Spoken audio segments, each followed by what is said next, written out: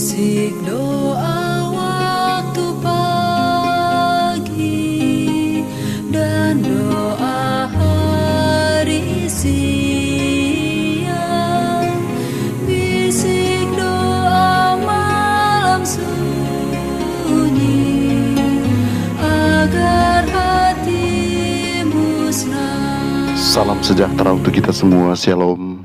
Waktu yang indah ini mari kita siapkan hati dan pikiran kita. Kita akan merenungkan kebenaran firman Tuhan. Sebelumnya mari kita minta tuntunan kuasa sorga, kita berdoa. Bapa di sorga, kami membutuhkan tuntunan kuasa Roh Kudus-Mu yang akan menyanggupkan kami memahami firman kebenaran yang akan kami baca dan renungkan. Dalam nama Yesus kami selalu berdoa dan bersyukur. Amin. Renungan hari ini berjudul Hari Dokter. Ayat inti Kolose 4 ayat yang ke-14. Salam kepadamu dari tabib Lukas yang kekasih dan dari Demas. Di Amerika Serikat tanggal 30 Maret adalah Hari Dokter. Pada tahun 1930-an, Nyonya Charles Almond dari Windsor, Georgia, menyarankan agar suatu hari diperingati setiap tahun untuk menghargai dan memberi penghormatan kepada orang-orang yang berprofesi medis.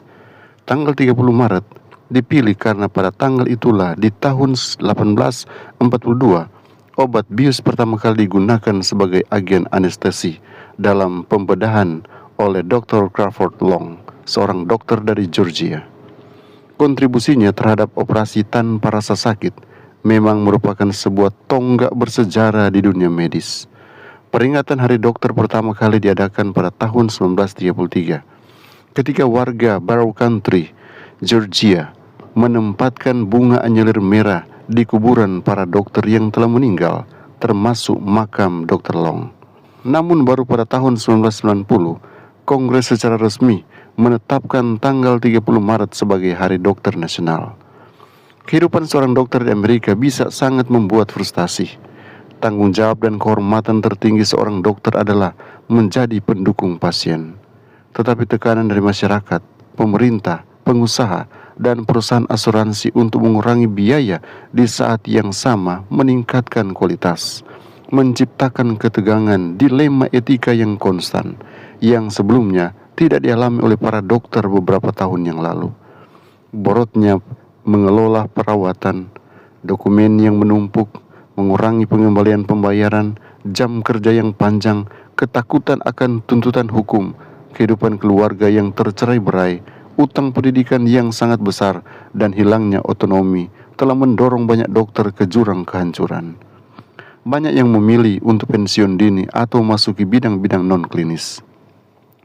Bagi mereka yang tidak berkecimpung dalam bidang medis, terkadang sulit untuk mendapatkan banyak simpati atas penderitaan dokter saat ini. Kadang mereka masih bisa menikmati pola hidup yang relatif sangat nyaman dan prestise masyarakat yang cukup besar. Ketika Yesus menyembuhkan 10 penderita kusta, hanya satu orang yang kembali untuk berterima kasih kepadanya. Yesus berkata, "Bukankah ke-10 orang tadi semuanya telah menjadi tahir? Di manakah yang 9 orang itu? Tidak adakah di antara mereka yang kembali untuk memuliakan Allah selain daripada orang asing ini?" Lukas 17 ayat 17 dan 18. Bahkan tabib hebat pun menyesalkan kurangnya rasa terima kasih tersebut. Meskipun Anda tidak boleh lupa bahwa Tuhanlah sumber segala kesembuhan, luangkan waktu sejenak hari ini untuk menulis catatan singkat kepada dokter Anda dengan mengungkapkan ucapan terima kasih dan penghargaan Anda. Ini akan sangat membantu membuat hari mereka bahagia, dan hal ini bahkan mungkin akan membuat mereka tampak tidak terdesak dan tertekan ketika Anda mengunjungi mereka di kantor mereka. Terima kasih Tuhan atas hamba-hambamu para medis yang menyalurkan kesembuhanmu kepada begitu banyak orang. Tuhan Yesus memberkati kita semua. Mari berdoa.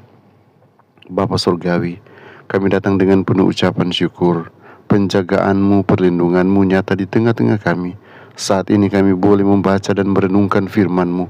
Kiranya Engkau meteraikan setiap firman yang sudah kami terima, dan biarlah ini akan motivasi kami untuk menghargai semua yang dilakukan oleh anak-anak Tuhan yang mengorbankan waktu mereka hanya untuk kesehatan masyarakat. Tolonglah kami Tuhan hari ini, agar kami pun mampu berkorban untuk memberikan kesembuhan bukan hanya secara fisik tapi kerohanian kepada orang-orang di sekitar kami. Kami boleh memberikan mereka makanan roti hidup untuk menguatkan iman mereka, dan mereka boleh tetap dekat dengan Engkau. Pertolongan-Mu akan selalu menjadi bagian kami.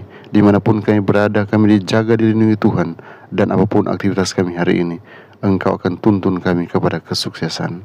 Kasih karunia-Mu, damai sejahtera-Mu akan melimpah-limpah atas kami, karena kami menyerahkan total hidup kami hanya di dalam nama Yesus Tuhan dan Juru Selamat kami yang hidup. Amin.